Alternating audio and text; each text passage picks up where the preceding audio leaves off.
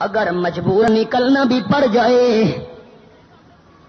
آپ احباب نے میرے الفاظ پر غور کیا، اگر مجبوراً نکلنا پڑ جائے، اگر عورت کو مجبوراً گھر سے باہر نکلنا پڑ جائے تو فرمایا لا یبدین زینتہن، اپنا حسن و جمال ہار سنگار کسی کے آگے ظاہر نہیں کرنا۔ پہلا قانون، عورت گھر سے باہر نکلے نہیں، اگر مجبوری کی وجہ سے نکلنا بھی پڑ جائے فرمایا لا یبدین زینتہن، اپنا ہار سنگار دوسروں کے آگے ظاہر نہیں کرنا، بلکہ پردے کے ساتھ عورت باہر قدم رکھے، بغیر پردے کے باہر قدم نہیں رکھنا۔ اللہ اللہ، اور رب العالمین کے قرآن کا حوالہ سنتے جائیے، یہ میرے سامنے 20واں پارہ کھلا ہوا ہے اور سورت کا نام سورۃ القصص، اور رب العالمین فرماتے ہیں قال ما خطبکما، آیت نمبر 23 سورۃ القصص 20واں پارہ میرے سامنے۔ فرعون نے منصوبہ بنایا اپنے وزیروں کے ساتھ، حضرت کلیم کو قتل کر دیجئے۔ اللہ کریم منظر بیان فرماتے ہیں، فرمایا وجاء رجل من اقصى المدینۃ یسعی، ایک بندہ دوڑتا ہوا آیا، رب العالمین کو اس مرد کا دوڑنا اتنا پسند آیا، اللہ کریم نے اس کے دوڑنے کو قرآن میں بیان کر دیا، اور آ کے جوان کہنے لگا قال یا موسیٰ ان الملا یأتمرون بک لیقتلوک فاخرج انی لک من الناصحین۔ اے حضرت موسیٰ کلیم جلدی کر، یہاں سے نکل جا، فرعون کے درباری تیرے بارے میں مشورہ کر رہے ہیں، تجھے قتل کرنا چاہتے ہیں، اور میں تجھے اطلاع دینے کے لیے آیا ہوں، میں تیرے خیر خواہوں میں سے ہوں، میری مان یہاں سے نکل جا ورنہ قتل کر دیا جائے گا۔ حضرت موسیٰ کلیم نے یہ بات سنی، نکل پڑے۔ اللہ کریم فرماتے ہیں حضرت موسیٰ علیہ السلام نکلے برکس انداز میں، فخرج منہا خائفا یترقب، دل میں بڑے ڈر رہے تھے کہیں فرعون کے فوجی پیچھے نہ آ جائیں، فرعون کے سپاہی پیچھے نہ آ جائیں، مجھے پکڑ نہ لے۔ رب العالمین فرماتے ہیں یترقب، اور آس پاس دیکھتے بھی جا رہے تھے کہ پیچھے میرا تعاقب تو نہیں ہو رہا، اور زبان پہ جملہ کیا تھا قال رب نجنی من القوم الظالمین، اللہ ظالم قوم سے مجھے نجات عطا فرما، اللہ مجھے ظالموں کے ہاتھ میں نہ جانے دینا۔ بس بھاگتے بھاگتے رخ ہو گیا مدین کی طرف، تفصیل نہیں اشارہ سنانے لگا ہوں۔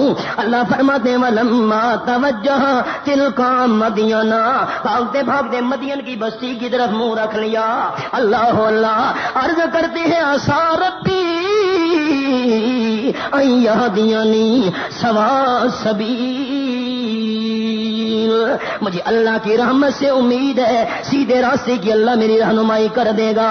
اللہ فرماتے ہیں وَلَمَّا وَرَدَ مَاءَ مَدْيَنَ، مدین کے کنویں پہ پہنچ گئے، بہت سارے چرواہے کھڑے اپنی اپنی بکریوں کو پانی پلا رہے ہیں۔ وَجَدَ عَلَيْهِ أُمَّةً مِّنَ النَّاسِ يَسْقُونَ، بھیڑ بکریوں کو پانی پلا رہے ہیں چرواہے۔ حضرت کلیم نے منظر دیکھا، دو بیبیاں کھڑی ہیں الگ تھلگ، وَوَجَدَ مِن دُونِهِمْ امْرَأَتَيْنِ تَذُودَانِ، دو عورتیں کھڑی ہیں لیکن الگ کھڑی ہیں، یوں نہیں کہ چرواہے پانی پلا رہے ہیں یہ بھی ساتھ گھس جائیں نا۔ پاکستانی ماحول تو نہیں تھا نا، جس فنکشن میں مرد نظر آ رہے ہیں عورتیں ساتھ گھسی ہوئی نظر آ رہی ہیں، حیا والی بیویاں الگ کھڑی ہیں۔ حضرت کلیم نے منظر دیکھا، حیران ہو گئے، چرواہے اپنی اپنی بکریوں کو پانی پلا رہے ہیں، جانوروں کو پانی پلا رہے ہیں، اور یہ دو عورتیں الگ کھڑی ہیں، یہ کیوں؟ اللہ کریم فرماتے ہیں قال ما خطبکما، حضرت موسیٰ علیہ السلام نے پوچھا تم کیوں الگ کھڑی ہو، پانی کیوں نہیں پلاتی؟ دونوں بیویاں کہنے لگیں اے سوال کرنے والے سائل، قالتا لا نسقی حتی یصدر الریاح، احباب میری دوسری بات ثابت ہو رہی ہے، پہلی بنیاد عورت کو گھر میں رہنا چاہیے، ایک، اور نمبر 2، اگر گھر سے باہر نکلنے کا موقع بھی بنے تو مجبوری کی وجہ سے عورت باہر قدم رکھے، مجبوری نہ ہو تو عورت کو باہر قدم نہیں رکھنا چاہیے۔ دونوں بیویاں بول پڑی، اے سوال کرنے والے اجنبی، جتنے تک باقی چرواہے اپنی بکریوں کو پانی پلانے کے بعد واپس نہ چلے جائیں، اس وقت تک ہم پانی کے کنویں کے قریب بھی نہیں جائیں گی، اپنے جانوروں کو پانی بھی نہیں پلائیں گی۔ ہمیں حیا آتا ہے جہاں مرد چرواہے موجود ہوں ہم ان کے اندر جا کر بکریوں کو پانی کیسے پلائیں؟ اے سوال کرنے والے اجنبی بندے، سوال یہ پیدا ہوتا تھا جس طرح وہ مرد بکریوں کو لے کے آئے ہیں، تمہارے گھر کا کوئی مرد آ جاتا وہ بکریوں کو پانی پلا جاتا۔ کہنے لگی ہم مجبوراً باہر آئی ہیں، مجبوری نہ ہوتی تو ہم نے قدم پر گھر سے باہر نہیں رکھنا تھا۔ دونوں بیویاں کہنے لگی وَأَبُونَا شَيْخٌ کبیر، ہمارا ابا جان بہت ضعیف ہے، وہ بکریوں کو ساتھ لے کے پانی پلانے کے قابل نہیں ہے، طاقت نہیں رکھتا۔ اگر مجبوری نہ ہوتی والد صاحب کے بڑھاپے والی، ہم عورتوں نے گھر سے باہر قدم بھی نہیں رکھنا تھا۔ حضرت کریم نے فرمایا بکریاں میرے حوالے کرو۔ فَسَقَىٰ لَهُمَا، بکریوں کو ساتھ لیا، پہنچ گئے کنویں کے کنارے پر۔ چرواہوں نے دیکھا اکیلا بندہ آ رہا ہے بکریوں کو لے کر، اور ہم تو 10 بندے مل کر زور لگا کر ڈول کھینچتے ہیں۔ انہوں نے مذاق کرتے ہوئے راستہ دے دیا۔ حضرت کریم کنویں کے کنارے پہ پہنچے، دیر بھی نہیں لگائی، ایک ڈول دوسرا تیسرا، فٹوفٹ ساری بکریوں کو پانی پلا دیا۔ اللہ فرمانے ثم تولی الی الظل، بکریوں کو پانی پلانے کے بعد ان کے حوالے کیا اور خود درخت کے سائے کے نیچے جا کے بیٹھ گئے۔ درخت کے ساتھ ٹیک لگانے کے بعد حضرت کریم کی زبان پہ جملہ آیا قال رب انی لما انزلت الی من خیر فقیر، اے میرے پروردگار مہربانی فرما، مسافر ہوں، اجنبی ہوں، یہاں تو میرا واقف بندہ ہی کوئی نہیں جس کے پاس جا کر میری عیش پذیر ہو جاؤں، اللہ بھوک بھی بڑی لگی ہوئی ہے، مہربانی کر میرے کھانے کا انتظام فرما۔ مالک کائنات کی تقدیر ہنس رہی تھی، میرے کلیم آپ تو کھانا مانگ رہے ہیں، روٹی مانگ رہے ہیں، میں اللہ کریم روٹی بھی عطا کروں گا، روٹی پکانے والی کا بھی بندوبست کروں گا۔ انہوں نے روٹی مانگی، اللہ نے روٹی پکانے والی دینے کا بھی فیصلہ کر لیا۔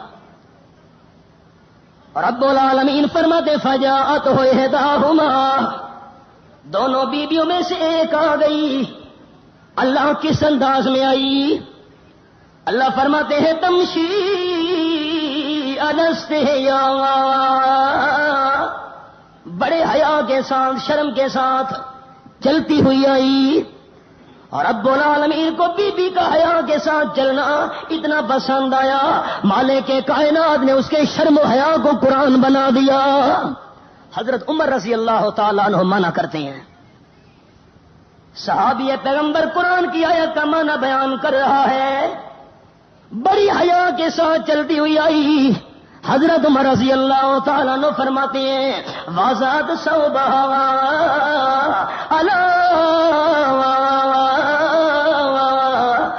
اس جو بی بی نے چلتی ہوئی آئی کس انداز میں چلتی ہوئی آئی؟ وَزَادَ ثَوْبَهَا، اس نے اپنے کپڑے کو ڈال دیا۔ اور رب العالمین کہاں ڈالا؟ اللہ اللہ، اس کا حیا کے ساتھ چلنے کا انداز اور تقاضا یہ ہے، آئی چلتی ہوئی حضرت عمر رضی اللہ تعالیٰ عنہ فرماتے ہیں وَزَادَ ثَوْبَهَا، اس نے اپنے کپڑے کو ڈال دیا اپنے منہ کے اوپر، آنکھوں کے اوپر، پیشانی کے اوپر، رخساروں کے اوپر، ٹھوڑی کے اوپر، اپنے وجود پہ اس نے بڑا کپڑا ڈال دیا تاکہ کسی غیر محرم بندے کی میرے اوپر نظر نہ پڑ جائے۔ اللہ اللہ، اپنے وجود کو چھپاتی ہوئی وَزَادَ ثَوْبَهَا عَلَى جَسَدِهَا، جسم پہ کپڑا ڈال کے حیا کے ساتھ چلتی ہوئی آئی حضرت عمر رضی اللہ تعالیٰ عنہ کا مانا۔ اور پھر آ کر حضرت کلیم کے پاس کہنے لگی اے اجنبی ان ابی یدعوک، میرا ابا تجھے بلا رہا ہے۔ یوں نہیں کہا میں بلانے آئی ہوں، اتنی احتیاط۔ ابا تجھے بلا رہا ہے. سوال پیدا ہوتا ہے ابا تو تجھے جانتا بھی نہیں ہے, ابے نے تجھے دیکھا بھی نہیں ہے, پھر بلانے کا کیا مطلب؟ ہم جب جلدی جلدی واپس پہنچی والد حیران ہو گیا کہ پہلے تو تم دیر سے آیا کرتی تھی, آج جلدی پانی پلانے کے بعد کیسے واپس آئی؟ ہم نے والد کے سامنے سارا حال بیان کیا. ایک اجنبی مسافر بندہ اور اس نے ہماری بکریوں کو پانی پلایا, ہمیں والد صاحب نے بھیجا ہے, ابا تجھے بلا رہا ہے, لے یا جزیہ کا اجر ما سکئی لنا, جو تو نے بکریوں کو پانی پلایا تجھے مزدوری دینا چاہتا ہے, مہربانی کرو ہمارے ساتھ تشریف لے چلو. حضرت موسیٰ علیہ السلام نے فرمایا بی بی دنیا کا قانون تو یہ ہے کہ قائد ہمیشہ آگے چلتے ہیں, لیڈر ہمیشہ آگے چلتے ہیں. حق تو یہ بنتا تھا تو آگے چلتی, تو میری رہنما ہے, میں تو راستے کا واقف بھی نہیں ہوں. قائد و رہنما لیڈر آگے چلا کرتے ہیں, تو آگے چلتی میں پیچھے چلتا. لیکن نہ, اگر تو آگے چلی میں پیچھے چلا, ایسا نہ ہو میری نظر تیرے اوپر پڑے. کلیم نے فرمایا نہ بی بی میں آگے چلوں گا, تو میرے پیچھے چلنا, تاکہ میری نظر تیرے اوپر نہ پڑ جائے. تو پیچھے چل دیا, مجھے راستہ بتا دیا. حضرت کلیم آگے آگے, بی بی پیچھے پیچھے, راستہ بتاتی گئی. حضرت کلیم چلتے گئے اور پہنچائے ان عورتوں کے والد کے پاس, سارا حال بیان کیا. کسا علیہ القصص قال نجوتا من القوم الظالمین.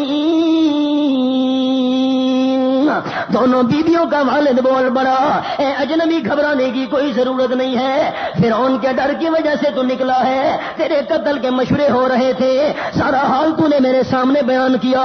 جس بستی میں میرا ڈیرا ہے یہاں فرعون کی بادشاہی نہیں چلتی, گھبرانے کی تجھے کوئی ضرورت نہیں ہے. اب جب اس والد نے تسلی دی, عورتوں کا جو باپ تھا, حضرت کلیم نے سارا حال بیان پہلے کر دیا. ایک ان میں سے بول پڑی جو حضرت کلیم کو ساتھ لے کے آئی تھی, کہنے لگی یا اب تستاجر ہو ان خیر من استاجرت القوی الامین.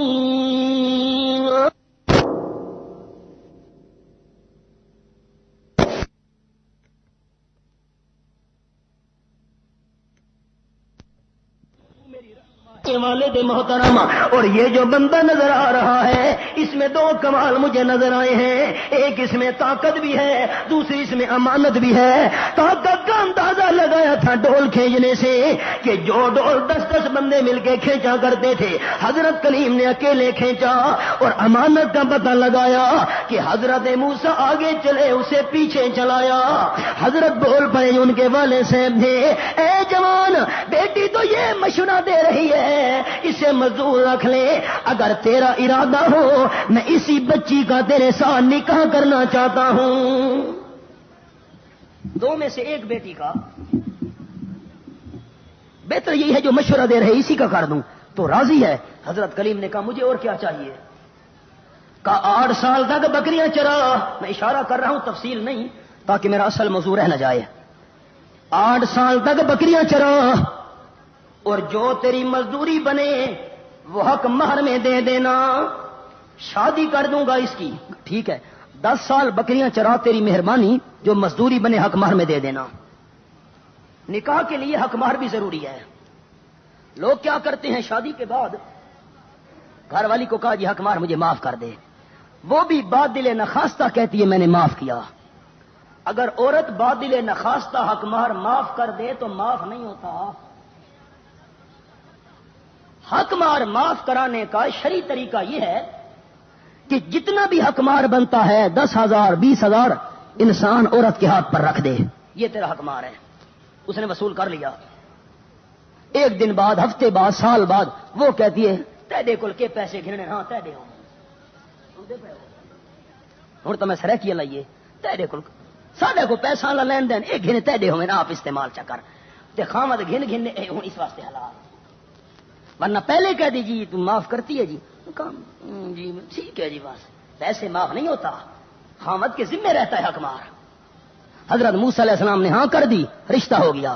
جب مصر سے آئے تھے قتل کا ارادہ اور منصوبہ سن کر حضرت موسیٰ کلیم اکیلے تھے، 10 سال کے بعد واپس جا رہے ہیں، اکیلے نہیں بیوی بھی ساتھ جا رہی ہے۔